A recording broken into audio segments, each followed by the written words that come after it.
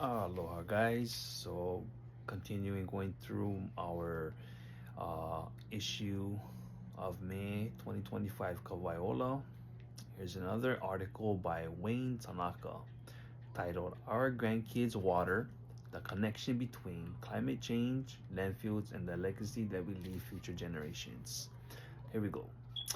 We have to remember, landfills are forever. Honolulu Board of Water Supply Chief Engineer Ernie Lau reminded lawmakers in March, testifying in support of a prohibition against siting solid waste facilities over a drinking water aquifer. For Lau, the chronic or sudden release of extremely toxic landfill sludge or leachate directly over any drinking water source is an unacceptable threat. Quote, My Kuleana is about providing water for our future, not just today, but for the future 7, 8, or more generations from now, 100 years from now. What would those who are around then say about the condition of the water resources on Oahu Island? Thus, the City and County of Honolulu proposal to place a new landfill in Wahiawa directly over another aquifer suggests that there is a lack of understanding about the importance of zealously protecting our freshwater resources. All landfills, even modern ones, are expected to eventually leak. When they do, leachate containing a number of extremely toxic ingredients, including heavy metals, PFAs, forever chemicals, and other long lasting compounds, are released into the environment. These toxic chemicals percolate into the soil and eventually seep into any underlying groundwater. Thus, siting a landfill over a drinking water source essentially guarantees its contamination, whether in our lifetimes or in that of our children's or grandchildren's. What does this mean from a climate perspective? Hawaii is already facing historic water scarcity, with 90% of our island seeing less rainfall compared to a century ago. This trend will only continue. While some climate models predict rainier conditions in windward areas, all agree that Hawaii's leeward regions will see substantially decreased rainfall, and at least one indicates a 30% reduction in rainfall in wetter areas and a 60% reduction in drier ones by 2100.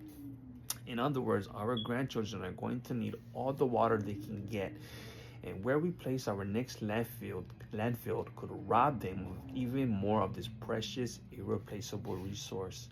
The city's assurance of environmental safety through operations and routine maintenance don't reflect our climate reality.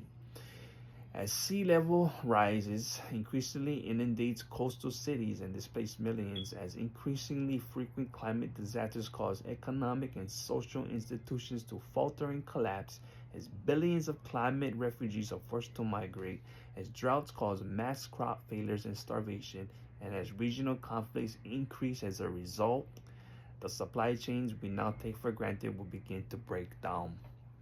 This in turn will keep us from sourcing and bringing in the equipment necessary to operate and repair the leachate pumps, monitor wells and test equipment, leak detection and containment systems, and other components to safely contain and manage the millions of gallons of leachate that the new landfill will annually generate.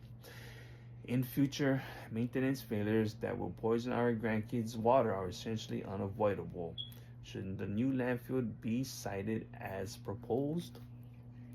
Is there a solution?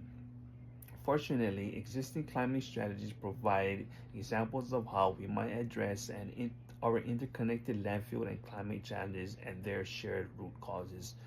Both the climate and landfill crisis compel us to upend the social inequities plaguing us. For example, it has become increasingly clear that those most impacted by the impacts of the climate crisis and by its underlying phenomena of overconsumption, industrial exploitation of people and land, colonialism, and patriarchy, must be empowered to use their experience based insights to pivot us away from devastation that lies ahead and toward a more just and sustainable way of life. We also need policies and investments to stop our unsustainable reliance on imported foods and goods, the source of much of our waste and size of our carbon footprint. This includes reining in the profit-driven exploitation of land and water that makes local food security and sustainable ways of life nearly impossible to achieve. broad implementation of indigenous land and water management can also reduce our external dependencies and restore the circular, largely waste-free economies our islands previously enjoyed. Something to think about, y'all.